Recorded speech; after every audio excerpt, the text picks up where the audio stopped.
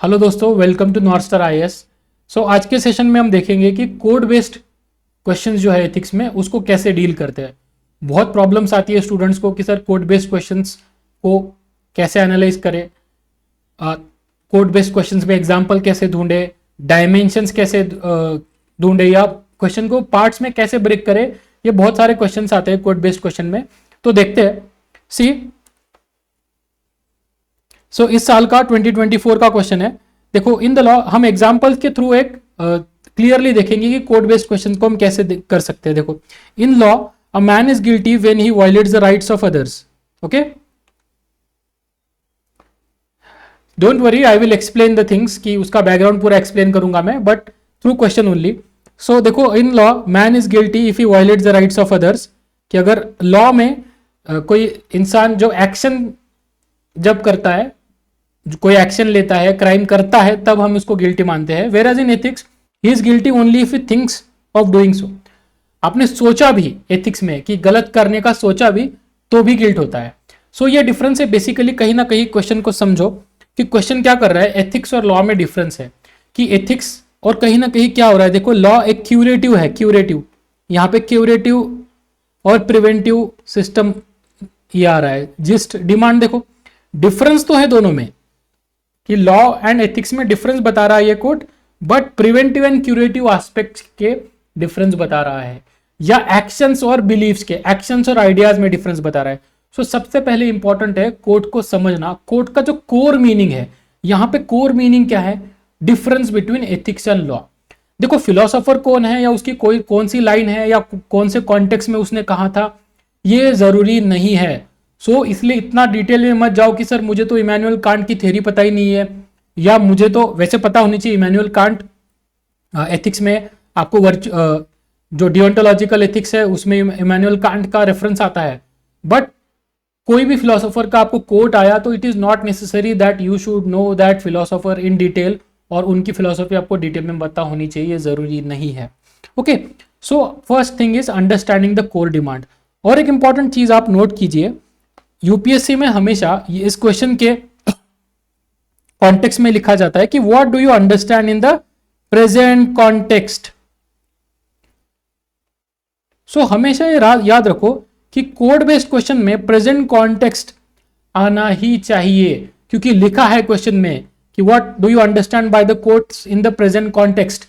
तो present context का reference, present context मतलब प्रेजेंटली हमारे आसपास क्या हो रहा है, इकोनॉमी में क्या हो रहा है, पॉलिटी में क्या हो रहा है, कल्चर में क्या हो रहा है, हमारी सोसाइटी में क्या हो रहा है, एथिक्स में क्या हो रहा है, टेक्नोलॉजी में क्या हो रहा है। और ये कोड जो है आपको कहाँ फिट करवाता है, या ये कोड जो है कहाँ पे आपको रेलेवेंट लगता है। देखो, बिना प्रेजेंट कॉन्टेक्स्ट लिखे आपको नंबर नहीं मिलेंगे, you will not get marks. Okay, so writing present context is non negotiable in the code based question. ये कहीं ना कहीं आपको इंटीग्रेट करना है, हम एक्सप्लेनेशन में हम देखेंगे जब हम मॉडल आंसर इसका देखेंगे। So basically first understanding the core demand of the question, ये समझना बहुत इंपॉर्टेंट है। And tone of the question, कि देखो tone is highlighting the importance of ethics over laws, कि एथिक्स को थोड़ा सा ऊपरी दर्जा दे रहा है ये कोट। अब देखो, जो आपका कोट है उसको आपको पार्ट्स में डिवाइड करना है। यहां पे आपको क्लियरली दो पार्ट्स है कि फर्स्ट इज लॉ के अंदर गिल्ट एक्शन पे होता है, तो आपको दो तीन चीजें बतानी पड़ेगी, एंड एथिक्स में आपको कैसे दो तीन चीजें बतानी पड़ेगी। एथिक्स में क्यूरेटिव क्यों है, प्रिवेंटिव क्यों है, या उसकी थ्योरी बतानी पड़ेगी। एंड थर्ड इज या प्रेजेंट कॉन्टेक्स्ट लिख सकते हो, this is one of the ways कि प्रेजेंट कॉन्टेक्स्ट में ये कोट क्या दर्शाता है। So you can write this only, this also. देखो, यहां पे ये गड़बड़ नहीं करना है कोट में कि पूरा थ्योरी लिख दिया, पूरा एथिक्स का थ्योरी लिख दिया, हाँ एथिक्स में ये क्यों होता है, वो क्यों होता है, ऐसे नहीं करना है। आपको थियोरेटिकल पार्ट भी थोड़ा एड्रेस करना है, at the same time present context को लिंक करना है। देखो एग्जांपल्स के थ्रू हम देखते हैं। इंट्रोडक्शन में हम क्या कर सकते हैं, देखो we can give a brief idea about the gist of the question. Gist क्या है यहाँ पे, difference, elaborating the meaning. Law क्या होता है, एथिक्स क्या होता है, इस पे बोल सकते हैं। दो तीन प्रकार की इंट्रोडक्शन है। देखो, the above quote highlights the fundamental difference. देखो यहां पे हमने किस बारे में बात किया कि कोट किसके बारे में बात कर रहा है, fundamental difference between law and ethics. Law and ethics में फंडामेंटल डिफरेंस जो उसके बारे में कोर्ट बात कर रहा है. The law punishes violation of rights once the crime is committed. This is very important क्योंकि क्वेश्चन वही है, ये मुझे रीइंफोर्स करना पड़ेगा इंट्रोडक्शन में, बट अलग लाइन में, अलग लाइंस में, ऐसे अलग वर्ड्स में. ऐसा नहीं कि क्वेश्चन को ही रिपीट कर दिया फिर से कि man is in according to law man is guilty when his actions violates rights of others. थोड़ा सा उसको हम अपनी वर्डिंग में अच्छे से करेंगे. So law punishes the violation of rights once the crime is committed. So law is curative, whereas ethics, in ethics mere intention and will to harm person is considered as an act of guilt.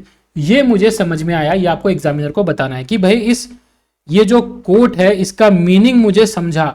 So in the intro try to explain the meaning of the word, meaning of the quote in your words, आपके शब्दों में समझाओ. And this meaning can be diverse, this introduction diverse in the sense कोई इसके बारे में इसके context में दूसरा भी लिख सकता है. देखो you can write the present context also. देखो सेकेंड इंट्रोडक्शन देखो, रिसेंट वायलेंस अगेंस्ट वीमेन, अभया केस जो कोलकाता में जो केस हुआ उसके बारे में भी आप लिख सकते हो. क्योंकि देखो present context courts are basically what, UPSC is not expecting from you कि आप फिलोसॉफिकल लेवल पे लिखो इसको आंसर्स, बिल्कुल नहीं. प्रेजेंट कॉन्टेक्स्ट में सीधा दिया है यूपीएससी ने कि what do you understand in the present context, मतलब आपको खुद क्या समझ आ रहा है वो कोट, तो आप उसको अपने हिसाब से मोल्ड कर सकते हो. इसलिए कहा जाता है कि ऐसे अ कोट इज अ मिनी ऐसे ओनली, कि कोट एक मिनी ऐसे ही होता है, उसको 3-4 डायमेंशंस में आप अपने हिसाब से कैसे भी मोल्ड कर सकते हो, प्रोवाइडेड कि उसका कोर डिमांड जो है वही रहे. अब यहाँ पे कोर चीज क्या है कि भाई लॉ जो है वो गलती करने के बाद, एक्शन के बाद पनिशमेंट देता है, बट एथिक्स जो है वो सोचने पे ही पनिशमेंट देता है, मतलब रोकता है. और इसका कॉन्टेक्स्ट मुझे समझ में आता है कि आज बहुत ज्यादा जरूरत है. जैसे अभया केस जो हुआ कोलकाता में, तो मैंने उसके साथ लिंक किया कि वहां पे जो है prevention of sexual harassment at work place, ये लॉ ऑलरेडी है इंडिया में, but this law is not implemented. उसकी जगह पे हम एथिक्स पे अगर फोकस करेंगे, लॉ तो रहेगा ही बट एथिक्स पे भी फोकस करते तो ये केस शायद ना होता. सो लॉज कहीं ना कहीं फेल हो रहे हैं या क्यूरेटिव है, मतलब अभया की उसमें जान चली गई है.